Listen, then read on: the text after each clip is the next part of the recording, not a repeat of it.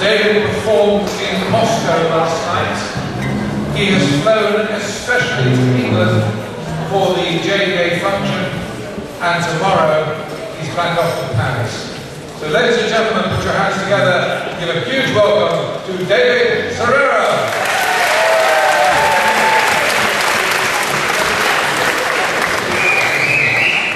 Good evening.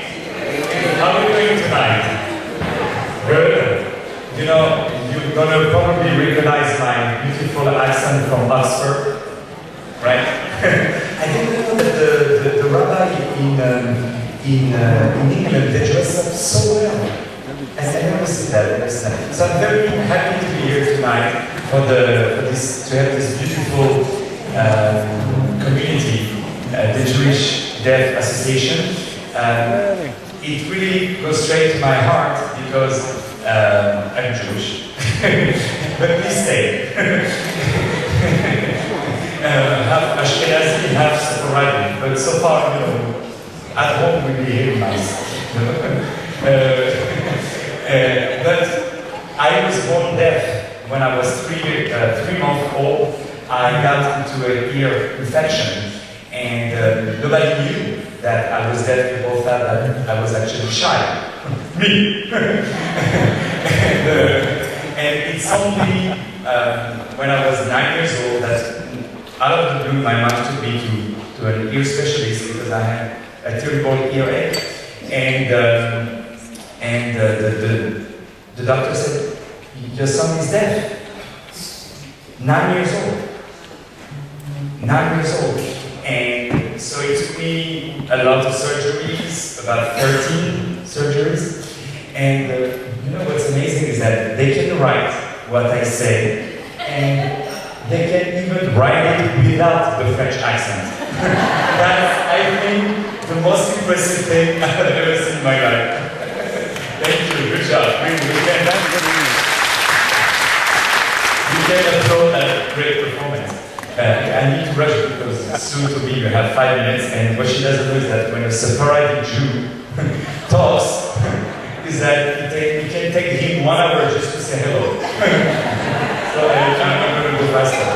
So that leads me to today. And then I had many surgeries, and I had to learn how to speak because I was doing only vowels. Ba, ba, ba, ba, ba, ba, ba. So, and actually that's the greatest joke of my dad, which is always said that he used to pay someone to make me speak. Now he's looking for someone to pay to make me shut up, you know.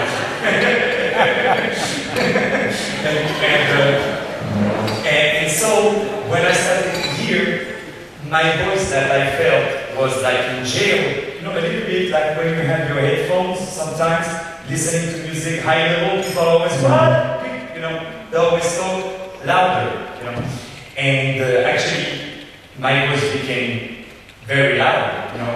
And I wanted just to express it, and this is how I turned out to become a singer. Before that, I was a pianist because when I was a kid, for every Shabbat, you know what is a Shabbat, right?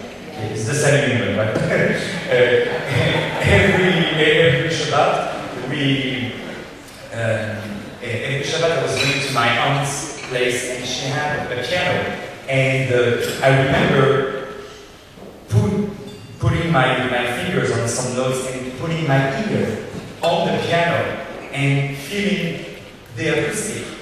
And this is what I always say in a kind of a romantic way, that music was my first companion or friend or however you want to call it. And then I became a singer, and I've been, to be frankly honest, I've been hiding what I'm telling you tonight, you know, until January 2013. And actually no one knew besides a few of my parents and people that I knew when I was a kid, but I don't speak to these people anymore besides on Facebook. And it's true, it's always the people we met when we were a kid that we talk on Facebook, right? Okay.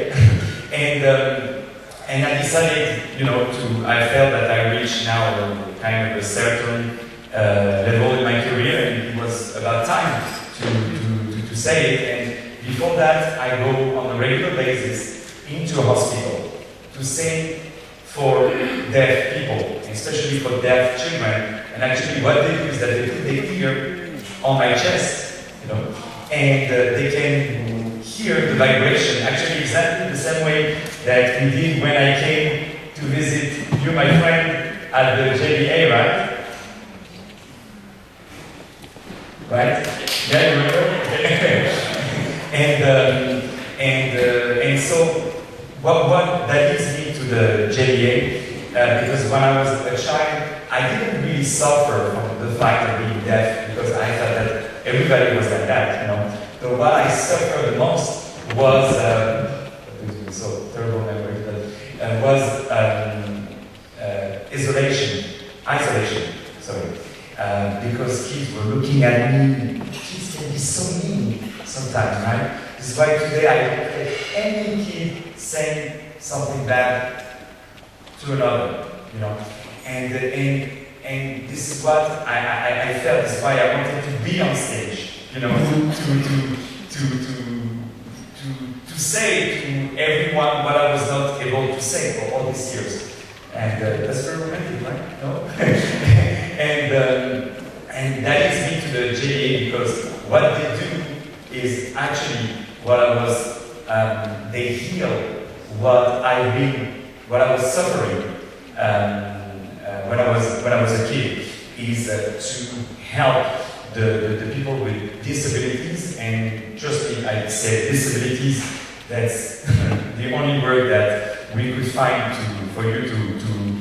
for us to understand, because they are nothing but disabled. I can guarantee you that they are pretty much fun, And by the way, they have the best Coca-Cola and Kit Kat I've ever had, and I had a really good time. They're full of energy, of joy, and of love, And we need people like this, and London in the UK is, trust me, extremely, can be extremely proud to have such an association like the JDA. And I think even if I was not Jewish, I would have converted.